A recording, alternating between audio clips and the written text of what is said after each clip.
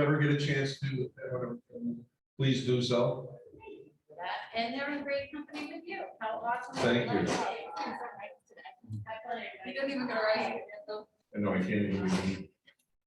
Can't be me, because I have my group yell, we love you, yeah. I thought they said we love you, Kim. I apologize. Good, You need some of them. good luck on your keynote. Thank you. Bye-bye. See, even sometimes with competition, we can be friendly. That's not the person that I hate and work with. I love Kim.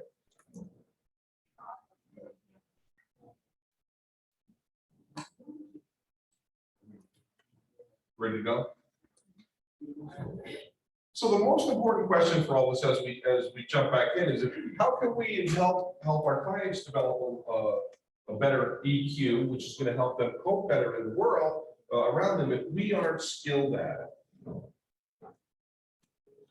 Why do we have to talk about emotional intelligence? Well, a little picture will show you one reason. Road rage is common, things like that. We have overreact to simple situations, and that's because we react and not respond. Our job is to train our brains to respond to emotional situations and not react, because it shows that there's some conscious thought involved. There's thought involved in reactions, it's just unconscious and quick. And why I like emotional intelligence so much is it may be the only self-care technique that does two important things for us. We can do it all day, every day while we are at work, and we actually have an obligation to our clients to do that at work. And it has a direct impact on what we do. A spa day, canceling a group or getting another counselor to cover my group because I had a tough morning. That's not self-care. It's an aspect of self-care, but it doesn't. When we can practice emotional intelligence during the course of a day, and we're going to have expectations, right? We don't have that blank slate. When we manage those expectations, we're going to do better. If we have a client that responds angrily with certain topics are brought up, but we need to address that today because something happens, we have the responsibility to prepare ourselves emotionally. So when they say screw you, you don't say, no, screw you. I worked at an OTP where we had a client who was difficult when she wanted to be. And it was usually when someone confronted her about something, she would lash back out. And so she had created some issues for people, and she was going to have a session with the clinical director and address that. Well, the way they wanted to do that was put all the staff in a room with her and then the clinical director. And I'm sitting there, and I had a longer clinical background than some of the folks in that room. And I'm thinking, this don't feel right. This is not cool. And he started in on her, and he started appropriately, but it was still, there's a couple $1,000s worth of staff in this room, but then he addressing her behavior, and she says, listen, the reason I'm having problems is because you don't know what the F you're doing. So he reacted, you're telling me I don't know how to run a clinic? I've been running clinics for 30 years. And she just sat back and went, sucker. And I said to her afterwards, that was absolutely brilliant. That was absolutely brilliant. She goes, what? I go, oh, how you shirk the responsibility for your behavior because he let you put it on him. And I really never had significant problems with this person, because if she was mad at me and yelled at me, as long as it was not inappropriate thing, I just, yeah. I'll see you tomorrow. You can call me every day with the book today. It's not forgotten. Tomorrow we'll address it. And because it just seemed to work for her, like, I'm not going to feed into it. And so, but when we manage ourselves emotionally, when we prepare ourselves for a client, when we look at our notes from the last time we saw them, we kind of know where they're at. And pick up from there. We can prepare ourselves. And sometimes it's just we have to say, I don't know what's going to happen today. I better be ready for anything. Because we deal with emotions.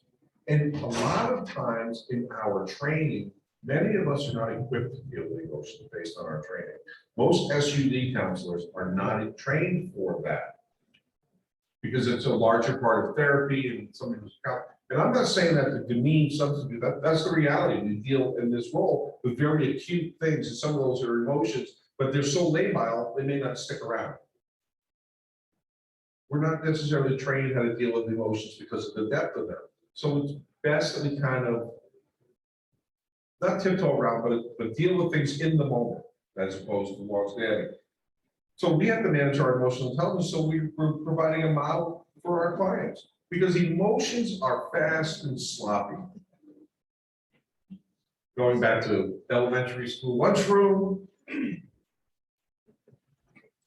And strong emotions overcome thinking if we allow them, right? Passion overwhelms reason. And this is the fuel for so many great writings and poetry, especially by this gentleman, Khalil Gibran, who wrote some of the most wonderful things I've ever seen. My sister gave me a book of poems he wrote to his lover.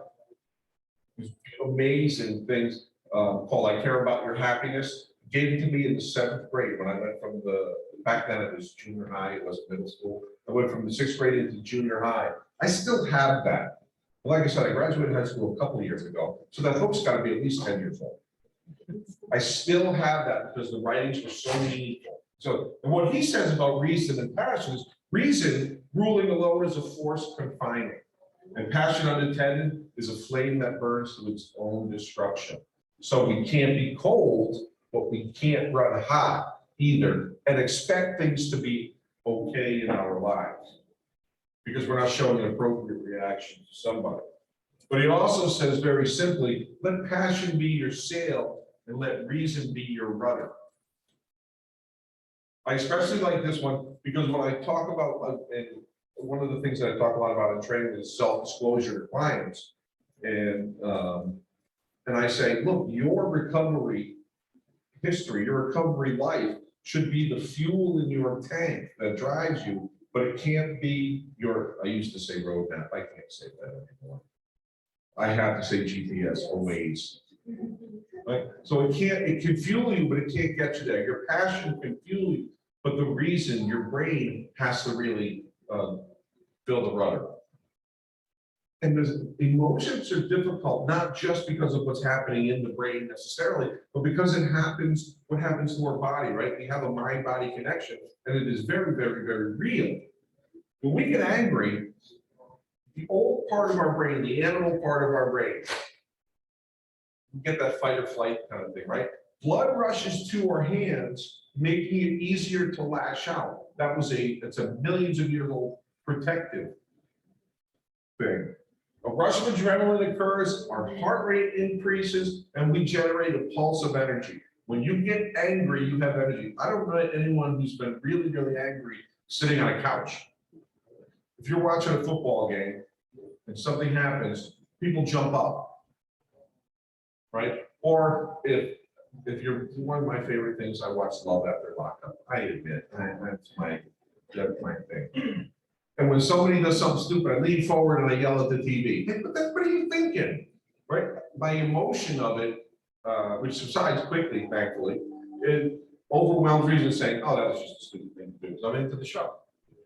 When we get scared, when fear overcomes, blood goes to our larger skeletal muscles, mostly in the legs, so that we can flee.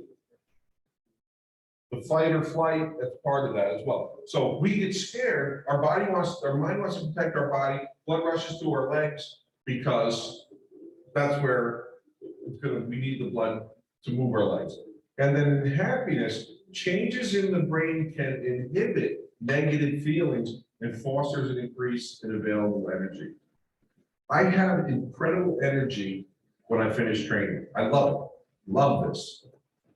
But at 1 o'clock, 2 o'clock, I'm going to be exhausted. But I love the energy because I'm happy to talk to people, especially now where I haven't talked to people face to face in years. So, but the brain chemicals, receptors will close off that allow feelings that are negative to inhibit and increase our energy. So we see these things that are very real. And interestingly, when surprise occurs, our eyebrows will naturally go up. There's an automatic lifting of the eyebrows. Our eyes open up inside, right? We start to see the retina get wider, we take in more light, and it allows us to see things more clearly. And what the brain is saying to our body is, this is a situation we're not sure about, we better take in all the information that we can. But these are instantaneous changes that, again, go back to the caveman brain. And these are the things that happen in the animal kingdom as well as protective factors for them. Sadness brings a drop of energy and enthusiasm and can slow the metabolism. Weight gain is often a big issue with individuals with depression, although the depressed mood is just part of the whole thing. But a state of low energy, low enthusiasm, you see weight gain when people get depressed. It's called introspective withdrawal. And what it does is allows for mourning and the grasping of consequences for one's life. So that mourning is a normal reaction. People that cannot let go of those sad feelings, well, it's really in their own control. I know that sounds terrible, but you know, when you lose somebody, a natural period of mourning for your body is happening. But people that can't let go of that is because conscious thought is hanging on to that sadness.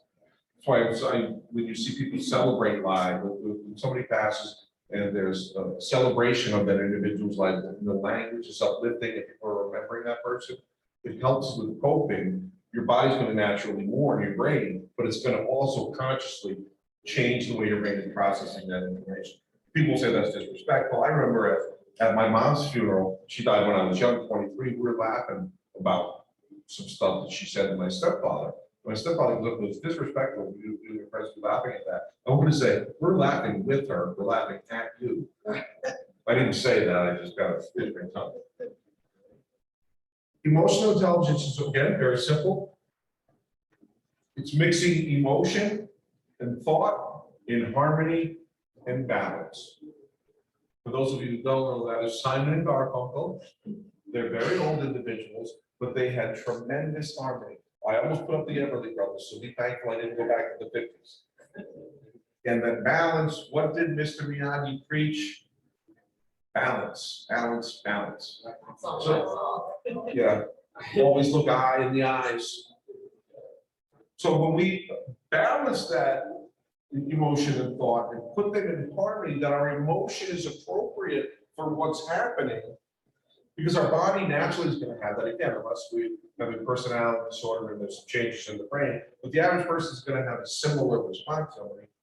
We want to, have those emotions and thought in harmony and balance. What we used to call in dialectical behavioral therapy as the wise mind. If any of you have the joy of being involved in DBT, you know that this is incredibly effective to talk about in skills group with clients who are struggling. But then we ultimately have, our minds can be emotional or can be reasonable. And both are survival tools, but none will survive emotionally through our entire lives. We have to look at what's reasonable and what's emotional. Have you ever been asked at your job to do something that you really, really dislike doing? I'm sure that's not happened to anybody in here or out there. But you do it because your reasonable mind says, it is my job. There's a paycheck associated with this. I got to pay the rent. I got to pay this. And we do the things that we don't like, and we still do them well because we know that's our responsibility and we're professionals. Emotional intelligence is something that can be almost a picture. There are 13 signs of high emotional intelligence, and rather than just list them, I'm going to bore you, and we'll go through them individually. I'd like to have a conversation if people feel so inclined. The first thing is you're emotionally intelligent, or sign of emotional intelligence. You think about feelings.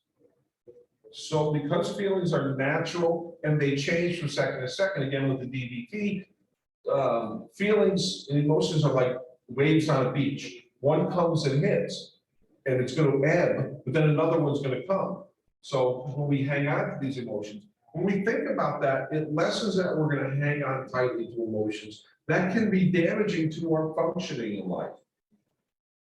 Okay. Not about being unemotional, but it's about managing our emotions appropriately. And if we're not thinking about them, we're ultimately going to have some difficulty. Now, we can't consciously, but if we consciously think about that, it's going to interrupt our lives. We have to train our brain to rethink our automatic processing.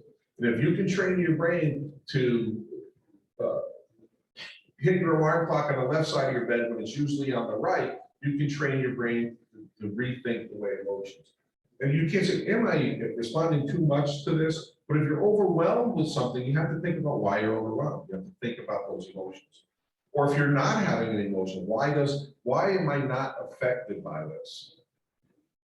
And I've had to answer that question a lot when I worked clinically. My brother took his own life with an overdose in 1990, long before there was an opioid crisis. So back then he was just a junkie, as they would say. And it's very different today, thankfully, but I mean, that was a word I heard over and over again. But I had spent so much emotion on him because he was my older brother. We had a rivalry, we fight, we don't like each other, all that stuff. But I had a lot of emotion that was spent on his life and his passing. Several years later, when I got back into SUD, I kind of stuck around mental health. When somebody was cursing me out and yelling at me, and I just sat back and saying, wow, this really isn't half as bad as what my brother was screaming at me. I can deal with this.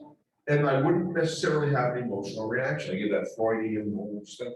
People are like, well, that's not normal. And I go, well, it is to me. I've spent emotion on that. I can be empathetic, and I expect someone to be angry when they're in a situation that's new and they're afraid. And it's been incredible, but I've had to explain, well, yeah, that doesn't get to me so much because my personal experience has got that. We also pause that 1 second, right? When we teach clients cognitive behavioral skills, all we're teaching them is take 1 second before you say or do anything. People go and make thousands of dollars talking about anger management when it's just CBT, taking 1 second to pause. I am in the wrong racket. But it's incredibly hard when our physical body has a reaction to an emotion.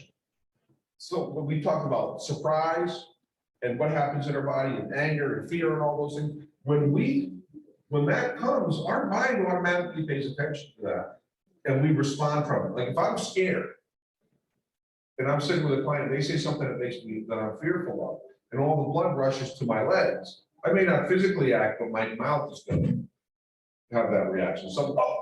And I may say something, depending on upbringing and all that I may regret. Instead of just sitting with that fear for a second and saying, I got to deal with this. Or somebody's angry at me and they're screaming and I'm getting annoyed. I've got to be able to sit back and just take it or cut it off when necessary without having the emotional reaction. That's really, really hard. But once you can do it, it is incredible. And it scares the daylights out of clients. Because what we're looking for with any client is to give a non-conditioned response. And I mentioned this yesterday, but the conditioned response is what we expect in return. Anyone here have a mom who was a yeller? I never cared. Jeffrey, yeah. I'll keep doing what I was doing. But when I walked in the house and she said, Jeffrey, I confessed to stuff that I did 2 years ago that, because I was scared. She came at me differently and I didn't know what to do. When we come at clients differently than they expect, they don't know what to do and they have to think. If they say screw you when you say screw you back, or you're not going to talk to me like that, they won. They don't have to think. They can just react. But if they say you're an idiot, then you say, that may be so, but it doesn't change the fact that, we agreed that you would do urine today.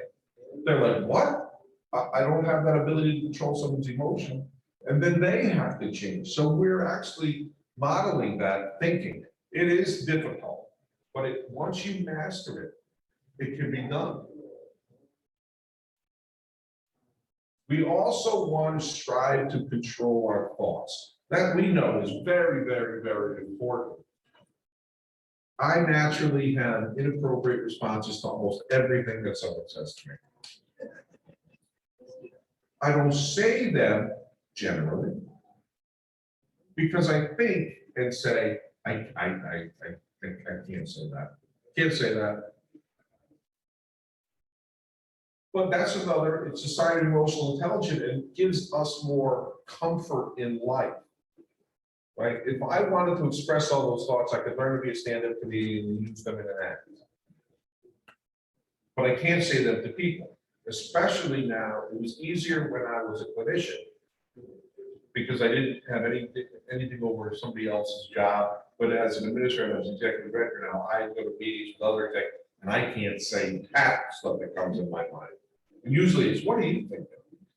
Or sometimes I'll say something out loud in my head, I'll say, what am I thinking? So we strive to control our thoughts. We also benefit from criticism. We think we're good at that. We are terrible at that. Terrible. And we should be outstanding at it. When we talk about supervision, we have supervision. Oh no, I'm gonna get in there and they're gonna criticize me and they're gonna say this and sometimes we're not forthright. Because it's difficult. We're not good at handling criticism. The best clinicians in the world, many of them in Western Europe, are outstanding at accepting criticism because it's part of the culture of working in the field. It is not here. Everything that we need to do is strength-based, and I support that. Much more so with clients than with the staff. When you screw up, you screw up. It's okay to say, what could you have done better? And there may be consequences for making a mistake, but we can't sugarcoat it. We don't take criticism though. We don't know how. Partially because we may not know how to give criticism. When everyone says, take this as constructive criticism, I'm like, this is totally not going to be constructive. It's going to be a personal attack because it's the same thing. Hey, you know, I'm not the kind of person who does, and what you're really saying is I am exactly the kind of person who does this. So someone has to tell you it's constructive criticism. It's probably not because they don't know how to take constructive criticism. We don't know how to take so we have to work at taking criticism. What's useful and what happens, right? We either succeed or we learn. I know that sounds hokey, but it's really true. My first boss out of college in juvenile detention told me, you screwed up, you messed that up, don't do that again. But I hope it's a significant learning experience. Anything difficult became a significant learning experience in my mind because he drilled that in. And that I was going to mess up sometimes. And what matters is that I didn't do it again and that I learned. We show authenticity. Sometimes that's difficult because clients really need and have the right to know about ourselves and our thoughts and things in the moment, right? We can self-disclose what's happening in the moment. Many of us are good at telling a story about our lives that changed 25 years ago, 10 years ago, 2 years ago. But we're not good at being in the moment. It's okay to say, when you lean forward like that, I feel that it's aggressive and I take a step back. Can we talk about that for a second? Giving them understanding of their body language. Or we say, when you raise your voice to me, I really don't hear what you're saying. I stop listening. And having these conversations in the here and now, because it's healthy for us and our emotional intelligence, but it also helps the client development because we're modeling. It's okay to be true to yourself in the here and now. And to say that. Wouldn't you much rather have somebody who has a history of violence saying, I'm so angry, I'd love to punch you in the face right now, instead of doing it? I can work with one. Depending on how hard the punch is, I probably won't be able to work with the other. But if someone says they would normally, that they want to hit me, I'm cool with that. Although the muscles in my legs get a lot of blood.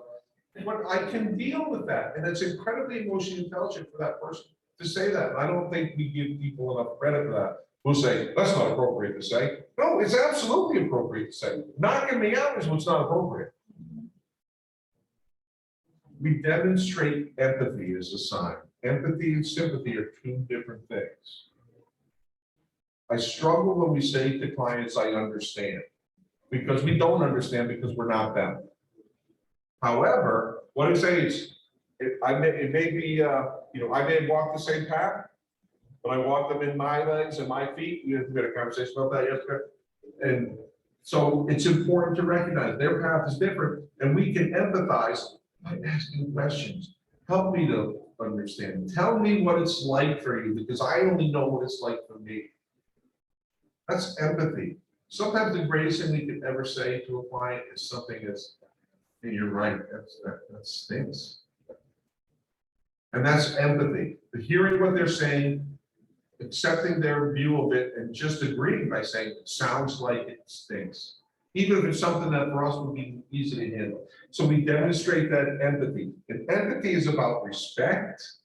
Sympathy is almost this pity thing. I pity someone who lost a child, because that's a horrible thing that nobody should ever do, but that nobody should ever experience.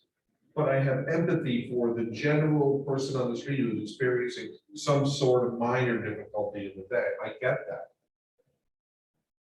And we praise others.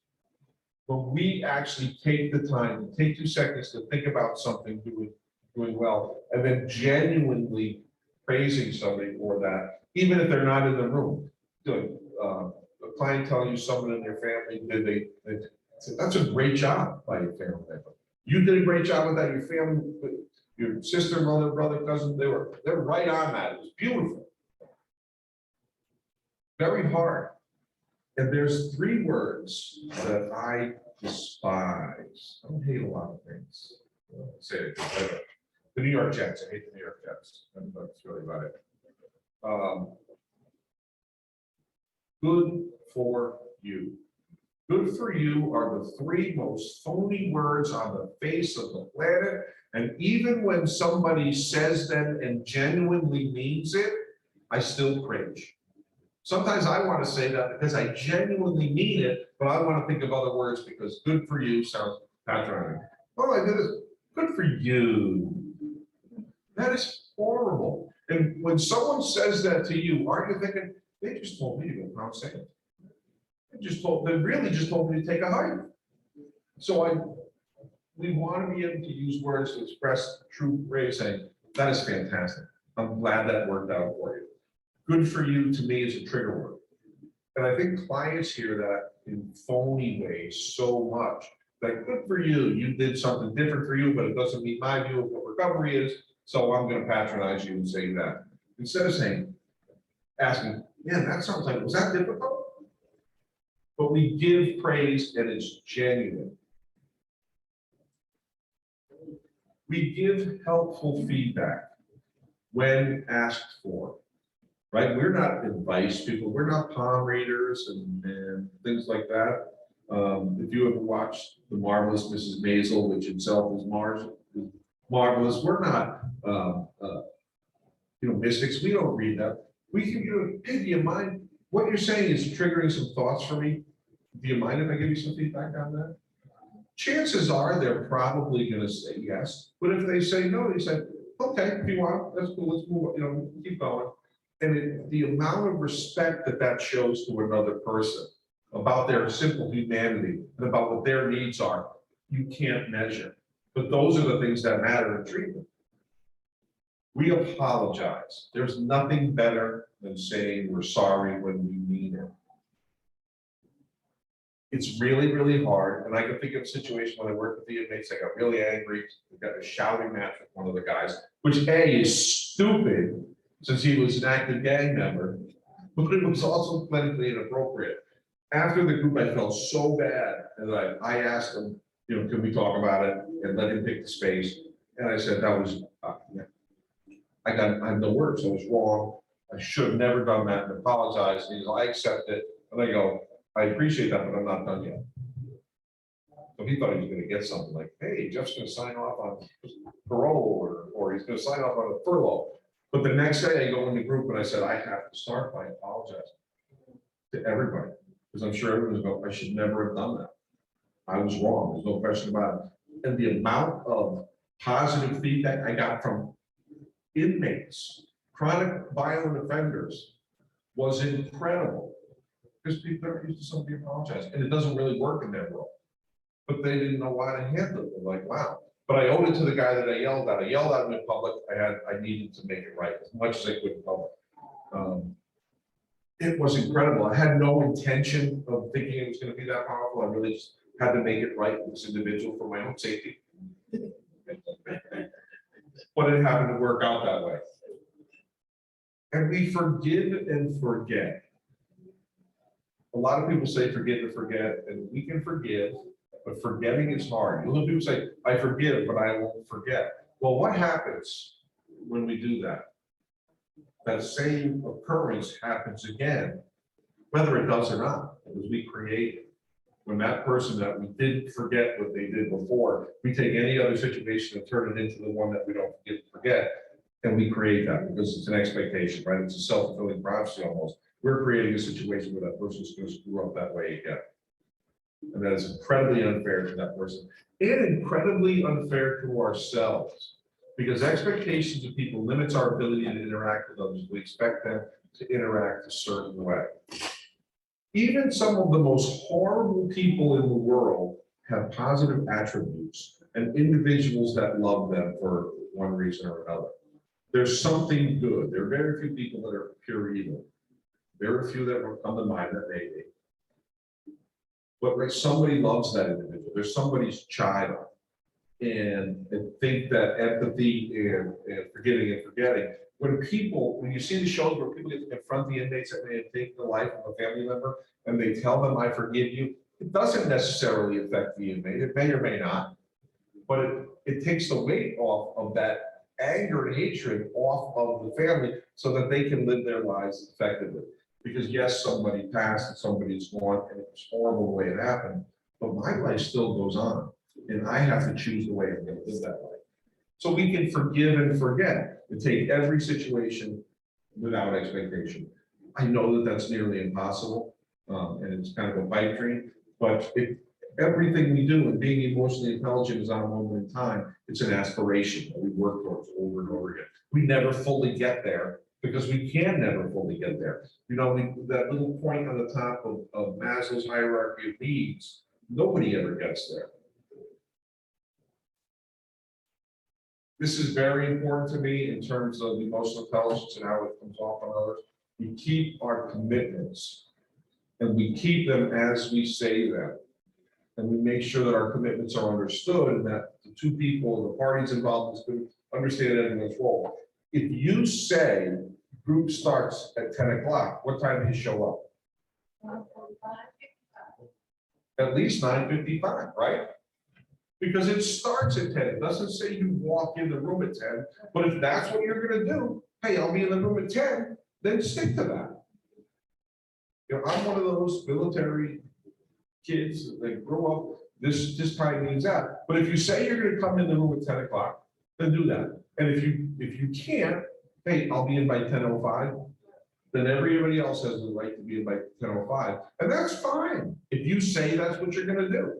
It's not about what the time is, it's about keeping the commitment. And we help others. It is incredible, emotional intelligence, we help others. Right? There's, in my opinion, there's no such thing as doing things without any payback.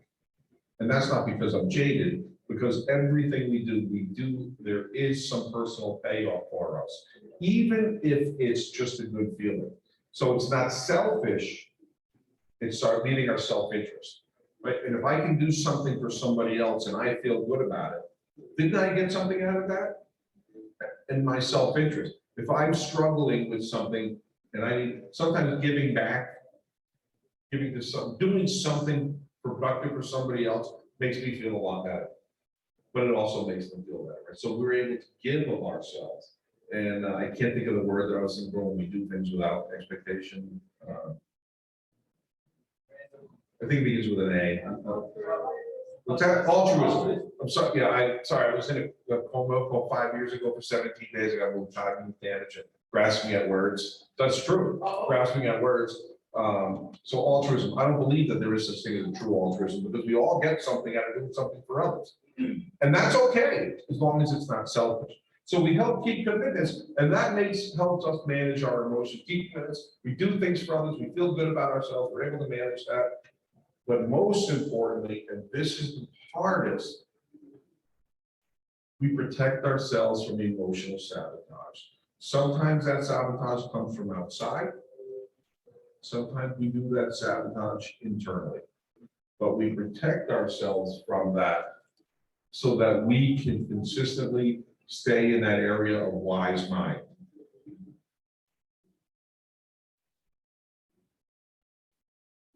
Emotional sabotage is one way of understanding that there are always two sides to every coin. Actually, it's more, things are more like a die. There's 6 sides to everything. But there is a dark side of emotional intelligence. Many individuals who are emotionally intelligent are able to manipulate others. So it's really what you do with it, right? Somebody who had a tremendous amount of emotional intelligence, although they were one of the most horrific people in the world, was Adolf Hitler. He knew everything he did was calculated. He knew how to present himself. He studied that. He learned that. He was probably the most horrible person on the face of this planet. But it doesn't mean he didn't know what he was doing. He knew he was aware of his own emotions until he got so caught up on methamphetamine and things that he had just completely. But it doesn't make somebody a good person. It just means they're aware, they control their emotions. Him raising his voice and doing all that is very calculated and planned to make a point. I saw a couple of documentaries about it, and I felt bad watching them. But I'm saying, oh my God, these techniques are like where he learned that and how to guide people. But it was manipulative. He used his emotional intelligence to manipulate an entire country of people to believe the horrible things that he believed in. So example would be an individual's attempt to manipulate others' emotions for a personal agenda. We see that with immigration. And whether you are full, pro, anti, whatever, that's not the issue. The issue is how people are treated around immigration, that they're trying to outlaw being from another country because you're associated with a bunch of behaviors. Look, you can be pro-immigration, that's not my concern. It's how are we treating someone? You can say, look, I'm sorry, our borders are closed, and still be respectful of individuals. Instead of painting them as this or that, or painting, if I believe in one political side, I'm gonna listen to Fox News and take everything they say and put that on the other side. Or if I'm on the other side, I'm going to watch Rachel Maddow on MSNBC. They get what she says and throw that on the other side. So it's not one party against it. It's kind of human nature. But for a personal agenda or selfish cause, different from having self-interest, being selfish. When we sharpen our own emotional intelligence, we're able to protect themselves when those individuals try to manipulate us. There are clients who are incredibly emotionally intelligent. They know exactly what's going on. They're in control of their things. And those are the ones that become leaders in the community. That they may be the one that other people go to because they can manage all of that stuff. And they're maybe on the community of people who use drugs. They're a little higher in the hierarchy because of their ability to maintain their emotions and things like that. Can be very manipulative because it's a survival skill. So we have to be able to protect ourselves by sharpening our emotion. There are also those skilled in emotional warfare who are at very low EQ. And these are individuals that have personality disorders and that their brain is so consistent. This is how they protect themselves. That's the only way they know, and emotional warfare is all they know. Because their emotions are out of control, or they simply have none and they want others to be that way. It's important to think about personality disorders as being survival skills and not necessarily negative. You'd say, oh, that person's got an access to, for us, that's not emotionally intelligent on our part. This is a survival skill. This is the skill that the person uses to survive. And when it doesn't work, they don't know what to do. I told a story again yesterday. I had a friend who was a psychiatrist that used to say the difference between someone with a personality disorder and the average person in the community is someone with a disorder has only one way to solve problems. And the average person in the community picks and chooses parts of different personality disorders to get their needs met. But think about that. You know who, hey, I need to get some, I'm going to be passive aggressive to this person because that works. We do it all the time. We do it in treatment with clients. right? But we're hopefully it's not manipulative, but it's to get needs met. So it's the dialectical nature of life. The things that we fear the most actually are what help people survive. And as my grandmother used to say, the things you dislike in others. Okay, so I always asked you that about the person who said you hate. What's that? I always asked you that question about the person that you said, the colleague that you don't work. Yeah, we have traits that are the same. We have totally different ways of thinking, but I think there are things in him that I say that the reason I don't like them is because I don't want to admit they're in myself. Yeah, I'm fully self-actualized. Come on, guys. But yeah, it's because if he was nothing like me, I wouldn't even think twice about it. I wouldn't care. I might be amused by it. If I paid attention to my emotional health, I might be amused at traits that are different than mine. That yeah, they wouldn't bother me. So please remember, these are what the clients use for self-preservation. I do this because I've got to survive. So let's talk a little bit about substance disorders and personality disorders, because these are the things that test our emotional intelligence the most. Or specifically in our case, look at this. This is an older study. I couldn't find more recent. But 62% of individuals that go into treatment, not everyone with a substance use disorder, 62% of people have a co-occurring personality disorder. And I bet 99.9% have traits of a personality disorder when they first go into treatment. Because again, you've got to survive on the street.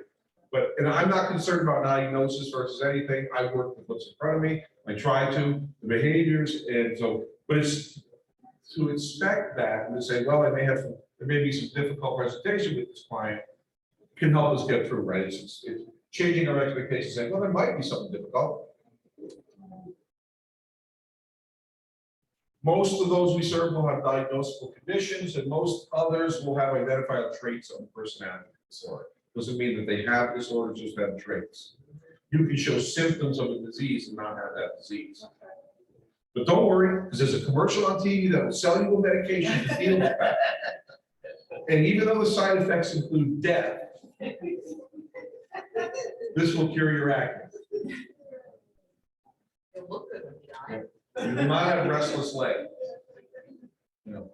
Oh, and I'm sure restless leg syndrome is very real. For the majority of people seeking that, if they drank more water and stretched, they wouldn't have restless leg syndrome.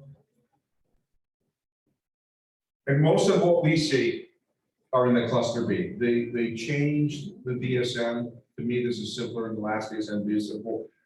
What we see are the ones that really create interpersonal difficulties because the behaviors are different, right? They affect us. Antisocial personality disorder, borderline personality disorder. You notice the little symbols in there because that's a diagnosing issue. If a male shows certain traits, they diagnose them as antisocial. If they were female, they would diagnose them with borderline personality disorder. Because many of the behaviors are the same, but there's gender bias. And most of the individuals that have borderline personality disorder tend to turn their anger internally, which is considered to be a female trait versus externally. It's not accurate. No, not at all. Because they say the healthiest people in the world are those who are mentally, emotionally androgynous. People have traits of both, and sometimes you're going to lash out, sometimes you're going to turn it inward. That's normal, but psychiatry hasn't gotten there yet. Then there's histrionic personality disorder, which they equate to women, which is again not necessarily true. And narcissistic personality disorder, which is saying is men. I work heavily with the LGBTQ+ community, Mhm. and it's very interesting to see this in comparison with the community that's considered outliers, Mhm. because this doesn't line up at all Right. with the LGBTQ+ community, either in substance abuse and personality disorder, which is, I'm just saying that's a really cool study that could be done. No, You know, with that, working with them for about 8 years now, with probably about 60 to 70% of my clientele being LGBTQ. Mhm. I just think that that's an interesting thing to point out, that you're not going to see this is the most common thing.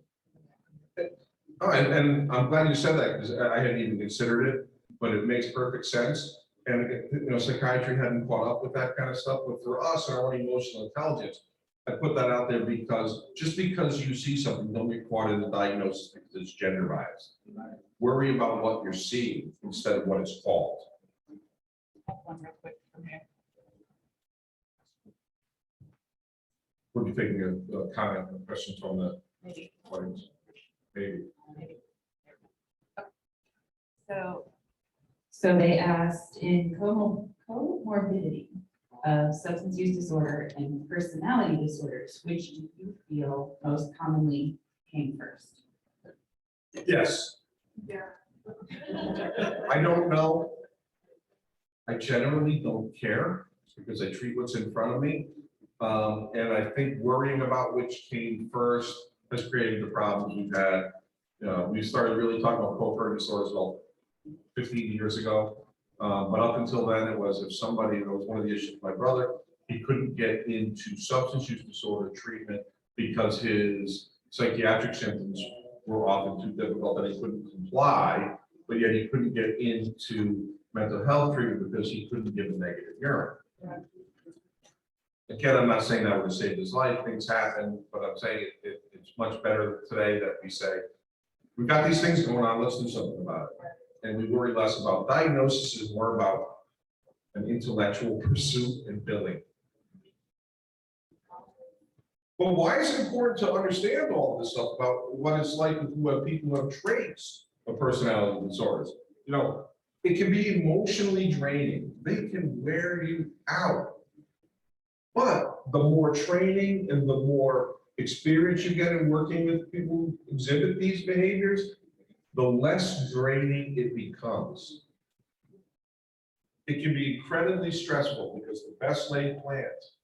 But if they're my plans, I don't have a right to call somebody out on it. But if it's their plan, I have a right to ask, I don't see how this is getting you from point A to B. And if there's an emotional reaction, it's, I get it, you can react to it, but it still didn't answer the question for me. You've got to get back there. Yes, all the way in the back. What is your stance on I appreciate the little coffee breaks, thank you. What is your stance on boundaries with individuals that you work with? Like I have a couple of clients, I'm on a community support team as a peer support. I have a couple of clients that are borderline personality disorder. One's male, one's a female. And our thing is boundaries have to be set at some point to avoid causing the burnout or the well-being.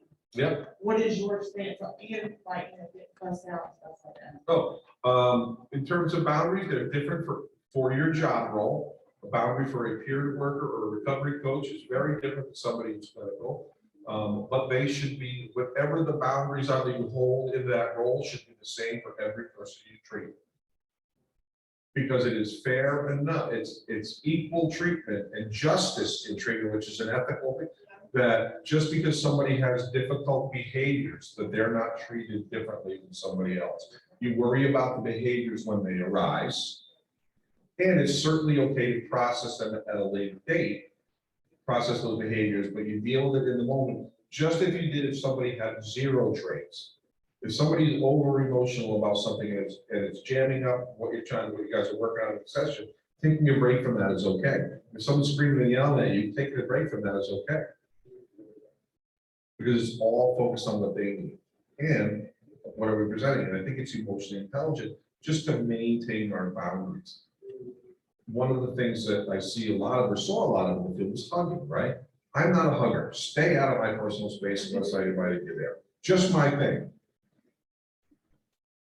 Well, they needed a hug. Well, they showered, they cleaned, they're sad, they're not aggressive. Are you going to hug the person who's homeless? May have history of aggressiveness. That's unfair treatment. That's not justice. The same boundaries for the role, right? You may be in a different role. You may work as a clinician, but in your own personal life, you may be a member of a 12-step fellowship and be a sponsor. The boundaries are very different, but you keep the same boundaries for everybody in that role. my stepfather was a sponsor for a lot of different people.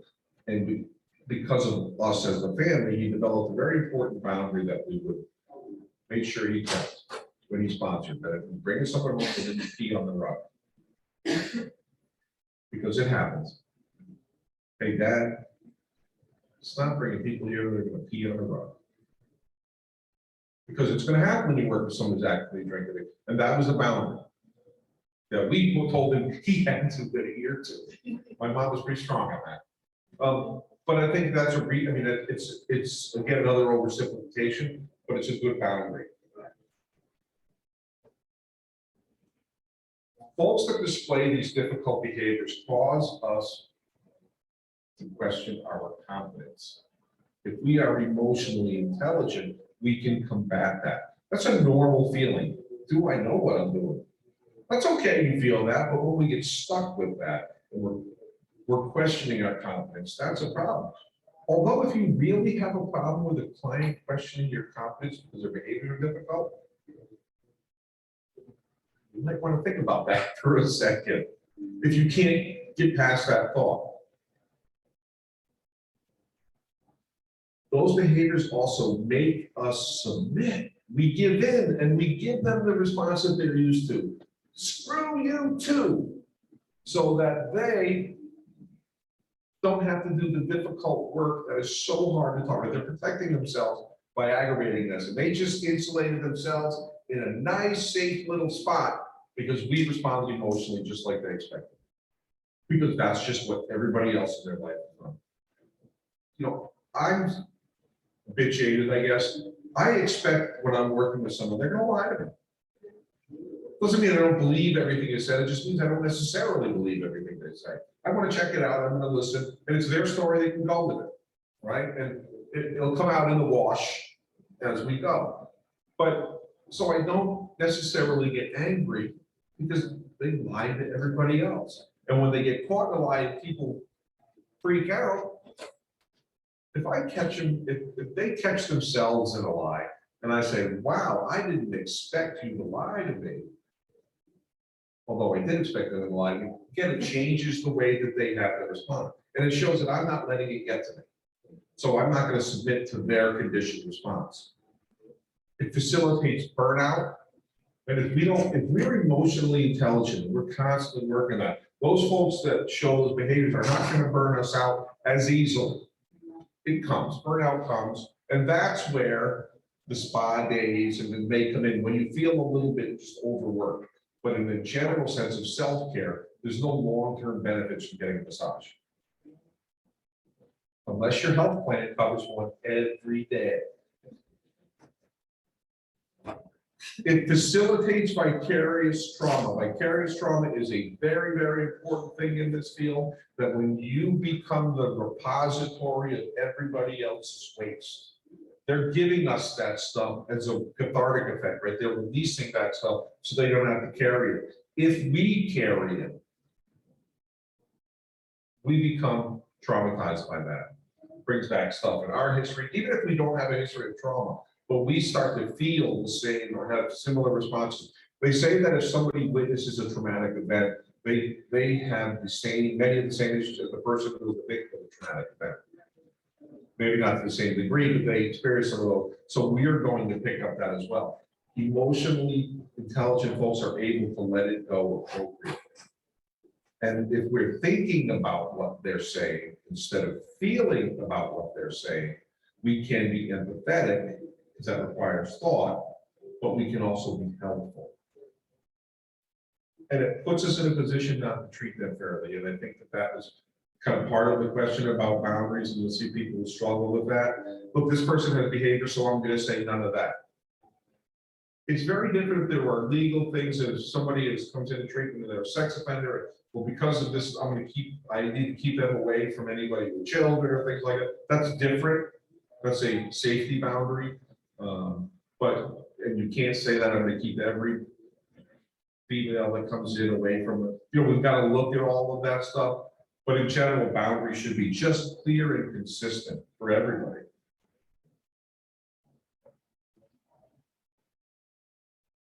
Self-care overall is focused on things, again, we said this right, it's focused on stuff outside of the work environment, and in my opinion, it can be really tedious to talk about in the equivalent of a motivational speaker. If you've ever seen research about motivational speakers, they have zero long-term impact. They make you feel good in the moment, and that's why they want you to do car salesman, things they want you, when you're donating. The commercials with Sarah McLaughlin and the dogs breaks my heart. I stare at my dog and I'm saying, I'm so glad I rescued you, and I'm all welled up with tears, and I want to give money to them. But then another commercial comes on about children with cleft palates. I'm like, oh, this poor kid. You know, it's you. We can't do that, but they're getting you in the moment. We've got to be able to make sure that we're taken care of. So the follow through is what's important, right? They say you can't fill from an empty cup. We have to fill our cup first. I can't stand that, but I thought it was appropriate. Self-care is absolutely a priority, and it is necessary, not a luxury in the work we do. But is there any reason we can't do that while we're working? Imagine if we did.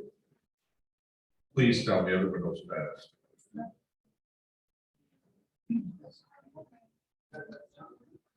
John Lennon.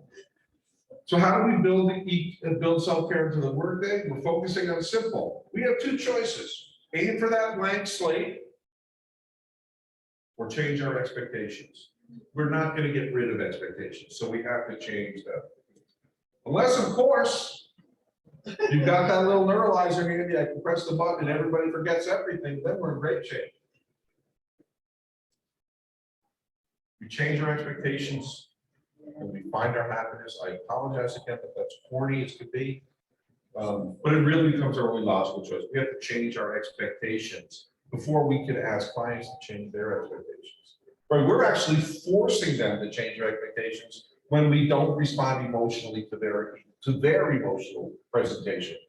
And that's scary and hard. And that's when we see a lot of those behaviors that create problems, because they're scared. I don't know how to handle this, so I have to do something to get out of it. Changing our behaviors, our expectations is really simple. We adapt to our stressors instead of the other way around. But one of the tenets and one of the things you hear often in the 12-step fellowships, meeting the world on the world's terms. We need to meet the world on the world's terms too. And if our world is working in substance use disorder treatment, there's a lot of difficult things that we're going to see. And we're going to be pleasantly surprised a lot too, which is an incredible feeling. It's just amazing. So we have to change our expectations and go with that specifically. It's somebody who acts up normally when the difficult topic comes up, and then we're addressing a difficult topic and they handle it. We don't lose our mind and shower them with tons of praise. We certainly want to praise them. Hey, I appreciate you're able to do that. That's not something but we don't over emotionalize the moment, because we're just feeding into the emotional aspect of it. Right? But we want to do that. That's so great, or we say, good for you. Right? We want to have an appropriate emotional response and kind of bring that person into the larger communities. You know, I really appreciate you did that. Because if they go to a job and don't act up, nobody's going to pat them on the back. They're going to say, that's what's expected. So we have to help them slowly change their expectations. Think we have expectations that create problems? People say, no, I don't do that with people. But do we get mad when our clients are loud and abrasive or even threatening? If you've been trained in working in DBT or EMDR, you laugh at those situations. You think they're hilarious. You think instead of feel. And you sit and you say, oh, I can see why that person got mad, because so-and-so said that. And you're saying it's their fault. Why do we feel disrespected when someone doesn't follow our suggestions? Well, I told you that you should do this, but I didn't want to do that. We feel disrespected, and for many of us who have our own recovery history, feel that it cheapens our pathway because somebody else doesn't want to do it, and that is a ridiculous expectation of itself. Whatever way, when I talk about spirituality, I don't talk about any specific way of spirituality. You know what? It's different for every single person. So when someone says, I want to incorporate spirituality into my recovery, I don't say you should do A, B, or C, right? I ask, what does spirituality mean to you, so we can find that? And it may be as simple as, I was raised in a Catholic church, I want to get back to it. I was raised in a synagogue, in a mosque, beautiful, that makes it nice and easy. But I want to explore that with somebody, right? Instead of saying, you gotta do this or else. Why do we punish for a positive urinalysis? Because that's an agency issue, isn't it, right? Urinalysis is supposed to be a clinical tool instead of a behavior judgment, right? Well, if you do 2 positive urines in a row, we're gonna start discharge, we're gonna start the discharge process. If I show up at my doctor and she says, your blood pressure is a little high, what have you been doing? Well, you know, probably a little more processed foods. And I said, well, I'm not working with your blood sugar, if your blood pressure is high again next time. But she's gonna put her foot in my rear end and say, don't eat that stuff. I was just gonna comment on MAT programs and MSW. Mhm. Yeah. Positive terms, and so it's all that. Medical. It's a safety issue. Yeah. Absolutely. And it should be treated as such, but a lot of times, right, 2 positive urines in a row, 3 in a row, we lower your dose and start getting out the door. Instead of saying, whoa, we got benzos here. This is a dangerous thing. I really need you to talk to the doctor about this. Instead of, you can't use benzos. Because I've heard a doctor say, and the person from a lab actually say, if benzos are showing up in the regular urine panel, somebody is probably abusing them, because the person that takes a 0.5 milligram of Ativan every day, the therapeutic level is so low, it won't show up on the cutoff. But instead of freaking out about it, so we're going to say, I'm really concerned. You want to talk to the doctor about this? Because I'm not a doctor, I can't do those things. But there's an amazing thing that can happen when one doc picks up the phone and calls another, and they work things out. Hey, do this, do that. If a client in an OTP has a dental emergency, the dentist may say, I want to prescribe some short-term stuff, and the doctor may say, look, I'm gonna get you to do that, let me go with methadone for a week, and then and amazing, and we're gonna monitor. They do all of these things to make it work for a patient. That's managing urines. And I think OTP's doing that. I worked at an OTP that didn't check for marijuana. And they go, why? And my boss was very simple, said, it has no interaction with the methadone. There's no evidence of interaction with the methadone. The only reason we did breathalyzers is because we didn't want to kill somebody while they're not doing. We didn't care if they drank that night. We made sure that their blood level, the alcohol level in their blood was low enough when it was dosing time, because that's all we can do. And as long as the blood level was going down to below the legal limit, we were good. When it was going up, I'm sorry, we can't dose you because we don't want to kill you. I think that all of that is appropriate, instead of saying, well, you've got this, so now you have to go with this group. Even though that may be a great group, it's punishment for the client. What's that say to them, when you need us the most?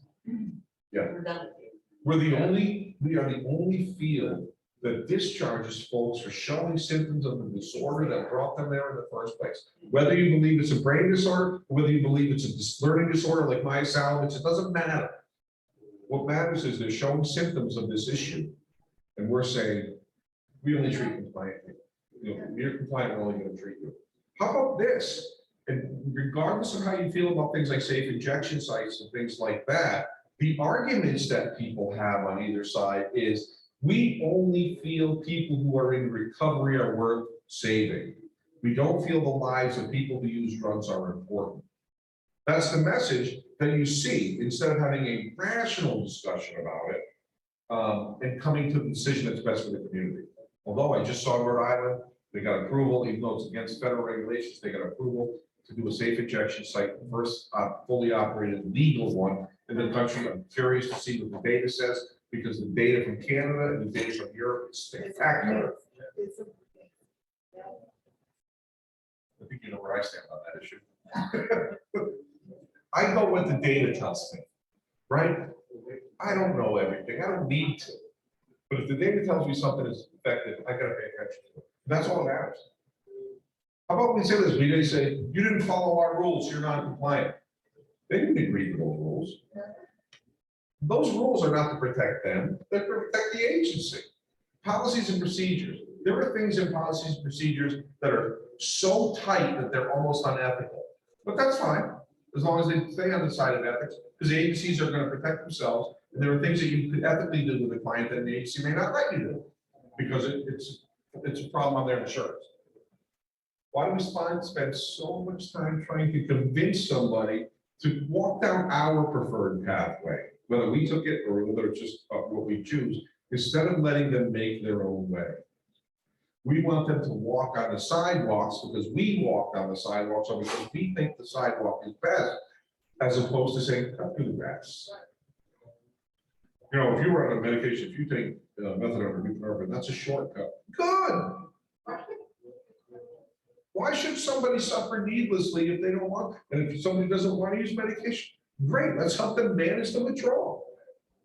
Doesn't affect my life in any way.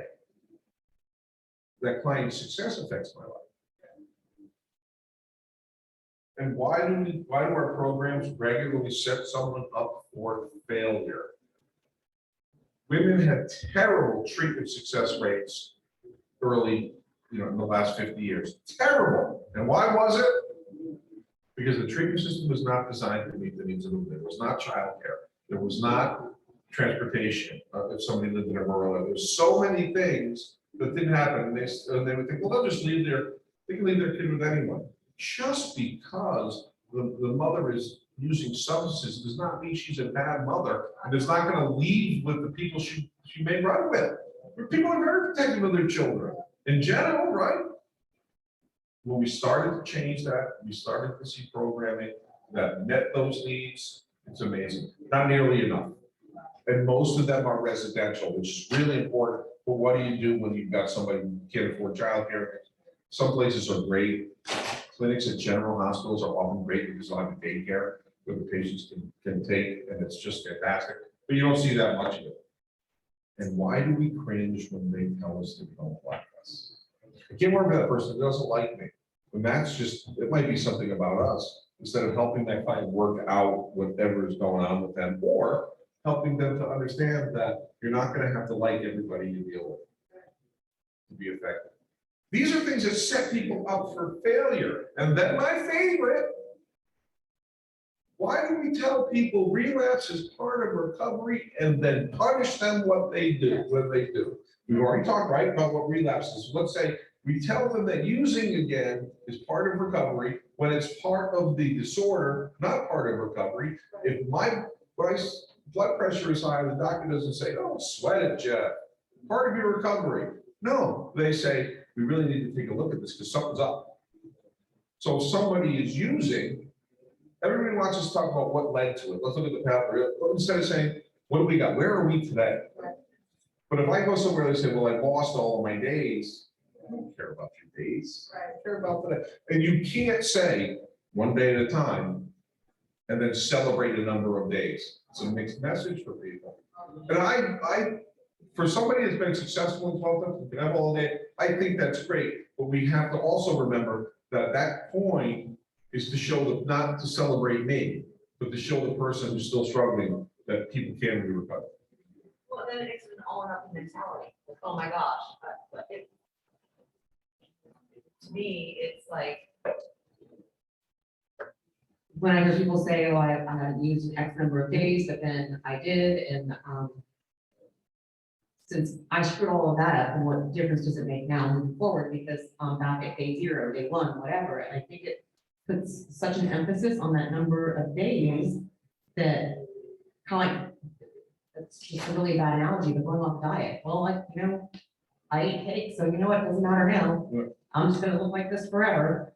It just, And we don't say that. right. So, just, hey, get right back out and go.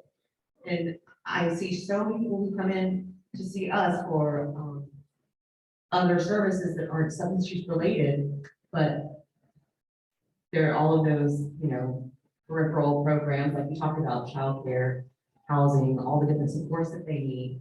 And just a level of shame sometimes they feel when they come in and say, like, this happened, and I had to go back to detox or this, or, whatever. We don't even think about the ripple effects of those other programs like we talked about, where if they're shamed for one thing, Yep. they feel like then everywhere else they go, it's going to be the same thing. And I get really angry about that. Like everything you said just sounds like in my low EQ moments, the rants that I have in my office.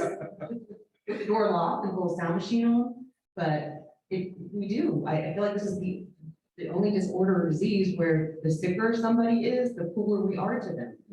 And it makes me really angry. It's true, what you're saying is absolutely true, we see that, but I also want to be fair to the 12-step programs. Those issues are not inherent in the 12-step programs. That's when someone takes the principles and twists them, and it becomes, takes the traditions and it becomes principles, the personalities over principles instead of the other way around. The programs work, I'm not diminishing the right, program. but mean, I think totally it's feel, all- Yeah. but I think that the personalities, this point that it tells them, but, and the programs are great because if you're intoxicated, you can still go to a meeting. Right. People will pick you up. They may not drop you back off at the bar, but they'll pick you up at the bar if you want to go to a meeting. They're amazing, it's an amazing community, but personalities have changed, but not necessarily what they do.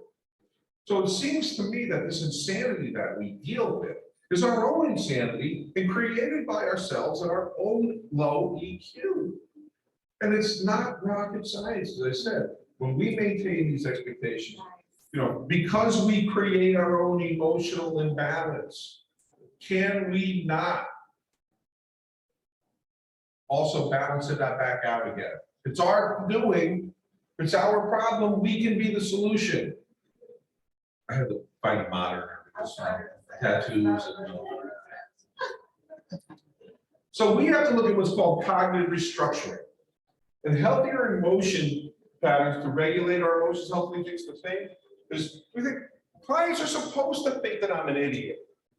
They're supposed to. I'm afraid of that compliant, I'll do anything client, because I'm waiting for something to happen. They know something I don't. I'd much rather have someone in there telling me I'm wrong and I'm a fool and all that stuff. I can work with that. Gives me something. Of course, clients are going to lie, right? That whole thing. That's how they survive and come to grips with behaviors that they do that are outside of their own moral code. We assume that when somebody does something that we view as immoral, that they're an immoral person, when they may be beating themselves up horribly for the things that they had to do to survive. Nobody wants to steal from their family. Well, I shouldn't say nobody. Most people don't want to steal from their family. Most people don't want to have to sell their body to survive. But it's what you do because the withdrawal is so terrible, that fear. Right? So lying is a part of that self-preservation. Well, look at this. I get pissed too. If you tell, and I'm not a smoker, so you tell me I can't smoke, but you come back from the back into the session smelling like smoke. That's unfair. There used to be a joke in the OTPs that when the clients couldn't find their counselor, they'd say, I'll just wait for them to come in from smoking. Although we run out to the car when they were smoking in their car, and you can't smoke on the grounds here. What do I care? You pick your battles, for goodness sake. Can't smoke in the building. Beautiful, great, all done. There's something in our car, at least they're showing up. Right? Mhm. I mean, like, that's how I listen to those things. Yes. They're showing up, they're going to come in and. It's not illegal. It's not, don't sell drugs in the parking lot. Look, and that happens anyways. That's not my concern. I can't worry about it. Unless it's a safety issue for other clients and we got to address it. But or how about this one? Just because we share commonalities in our history, I have to let go of the fact that I'm not just like you. We often use that fallacy to build a therapeutic relationship. I'm just like you. When we're nothing like that. We may have similar behaviors, may have had similar experiences, but we experience them differently. No two people have the exact same experiences. I use an example, I have twin nieces that are so much alike, but yet they're so different. And the most obvious difference in them that people see is one is married to a man and one is married to a woman. And I use that as an example because that's a very obvious one. But personality-wise, they're very different in nature. They went to college, 8 miles from each other. One is building a house a quarter mile from her sister. They're close and they're very different. And the DNA is the same. So just because I may have slept under a bridge, or was homeless, or whatever, doesn't mean I'm the same. It may provide me more insight into what's going on with that person, but that insight should be about questions asked instead of opinions and expectations. Thank you. Appreciating client feedback. I talk about this not as an advertisement for this guy, because I really believe that this is the wave of the future, because it's worked in Western Europe and it works really well. Would I rather be feared or loved? Easy. I want people to fear how much they love me. Michael Scott, who is a walking sociopath. I don't know if other people have had this experience if you watch The Office, but before it was completely changed. But after a while, like when Michael started his own business, I didn't like him anymore. His jokes were stale, the writing was different, it wasn't an embraceable kind of sociopathy. It just was annoying. And I thought that was just me. No. But it just, they changed the character. Yeah. So well, it's time that we start practicing something that this is a model, but the idea is what I'm going to call it. Feedback informed treatment. We have what's called an impossible profession. What we do is impossible, but it always seems impossible until it's done. They say it's, they say nothing is impossible, but I do nothing every day. When we use feedback from our clients, we have to have strong emotional intelligence to be able to manage that. But we're also showing them how important their opinions are and how important their treatment is. That when we use their feedback, it changes the expectation of both us and the client. We expect them to tell us what we do well and what we don't do well. And our expectation, the client can expect us to incorporate that into what we do. There's a video that called Scott Miller from Chicago, a psychologist. He created this program called Feedback Before Treatment. It's a lot of checklists and things. But the idea is what's important. He shows a video of a woman in England talking to a client and asked the client, what didn't work for you? And he said, your face. She did not hesitate. She did not laugh. She did not respond and said, that's helpful information, but I need a little more. What about my face create an issue? When you make certain facial expressions, I feel judged just like my mother was judging me. And she said, what exactly are those facial expressions? I told her, and she said, can we make a deal? I'm going to try to not do that, but when I do you promise to point them out to me immediately? And he says, I'll be glad to. That was the end of the video, but I'm sitting back stunned saying, oh my goodness gracious, that's not a treatment model, that's brilliance. Yeah. I started doing this, when we started doing COVID online. And there's a lot that you can't get from people online. I started in my initial session with them, if they've been in therapy before, just simply asking what hasn't worked before, what can I do for that? And at the end of my initial session, being like, can I do anything to make you more comfortable with me over the internet? And I do a check-in about once a month for client feedback. And if they end services, I do another feedback. So I'm doing this continually, especially online, because you just don't get it. Yeah. And asking them constantly, if there's anything that bothers you, please feel free to come to me, because I want the therapeutic alliance to be strong. But I try to do this pretty good. And that's fantastic. And the most important part of that is not just that you're asking feedback, it's that you're willing to incorporate it. Because asking and not doing it is disrespectful, right? But we provide them feedback. Why not have a culture of feedback with it?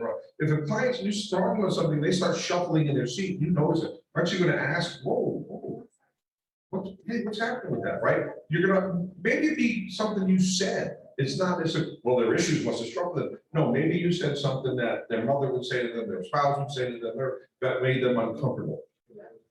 So it may be us, and we can change that. But it takes that feedback and it helps build the therapeutic alliance. I love the therapeutic alliance. We don't talk about it enough. That's why I thought we did, good training yesterday. I love to talk about it. It builds it into clinical care. Hey, this works for me. Let's do it. And it teaches us to fail successfully. Let's talk about these 4 skills just briefly again. Self-awareness strategies. I don't make these available to anybody. I have no problem with the PowerPoints. It's got quite a strategies, self-management strategies. Smile and laugh more.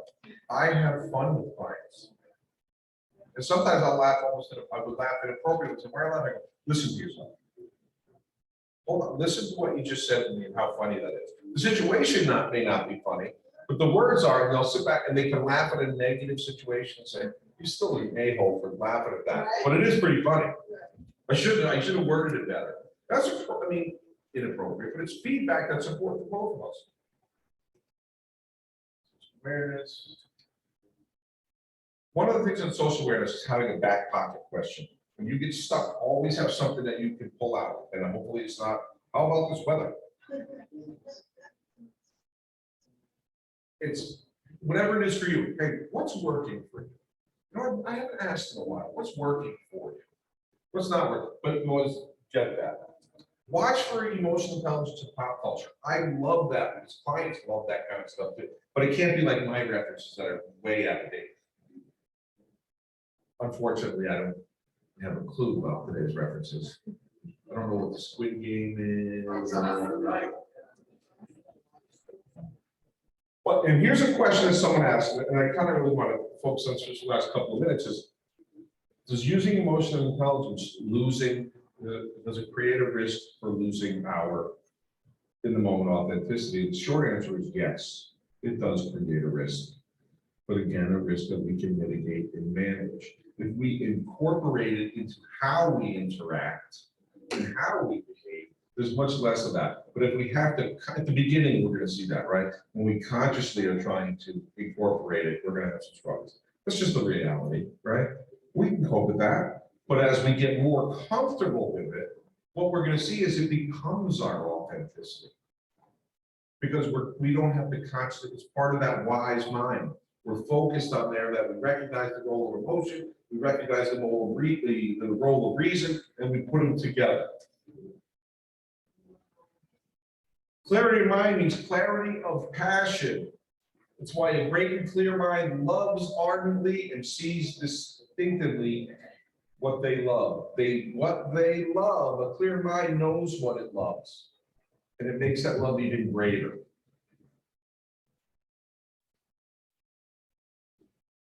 My advertising part of this is I do a podcast for my agency. It's free. People listen, and I talk to a lot of people in the field, many who have thoughts way outside the normal. And I love those the best. I talked to a doctor a few weeks ago retired from the National Institute of Alcohol Abuse and Alcoholism, whose whole shtick is the treatment system is broken, it doesn't work, we should blow it up. And even though some of his thoughts are out there, I couldn't disagree. But it's scopeofpractice.podbean.com. I'll be glad to let him know, but feel free to listen. We talk about things. Send me ideas of what you'd like to hear, because I'm always looking. I do it twice a month. It's recorded, so it's not live. It's fun for me, but I want to know what other people want to hear. So thank you. Any follow-up, any final questions before we go? I guess we got like a minute. Not a question, just a thought. So I live this as a parent. I have a 22-year-old daughter that I don't know where she is right now.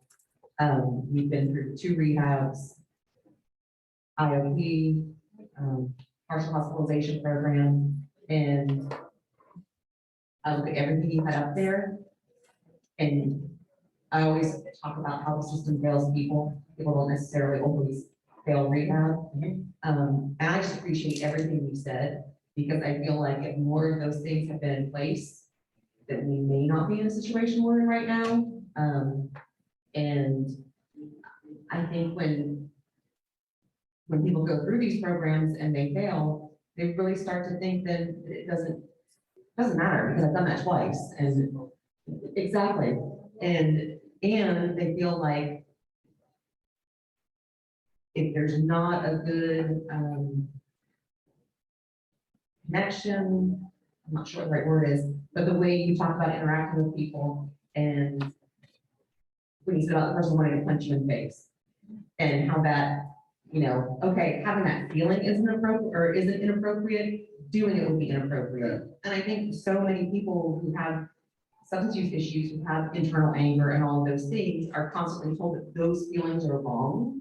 And it makes them not want to communicate and not want to share what they're thinking, because it's just one more thing that they think bad about themselves. And I really like the way that you pulled that out as an example and explained that it's not the feeling, it's not the thought that's wrong, it would be, if you actually did it, that would be a problem.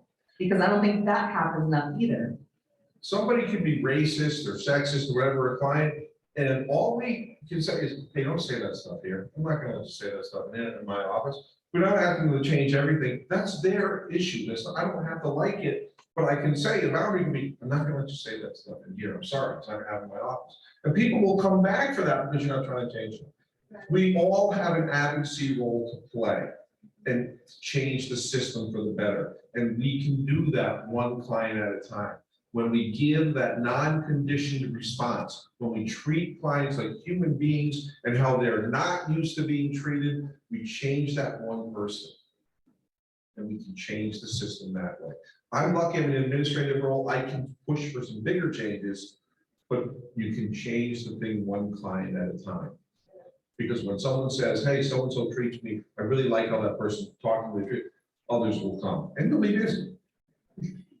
So thank you very much. I appreciate your time today. Thank you for letting me come here to the land that stole the market roads.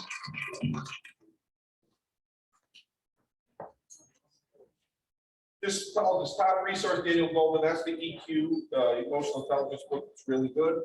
So thank you.